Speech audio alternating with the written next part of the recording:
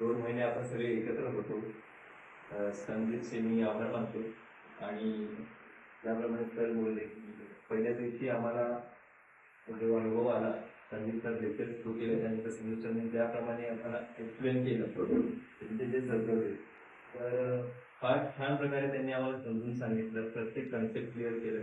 Basics आम्हाला जे clear नव्हते ते बेसिक्स क्लिअर करून दिले सरांनी आम्हाला. आणि हे 1.5-2 महिने एक फॅमिलीसारखं आम्ही राहिलो.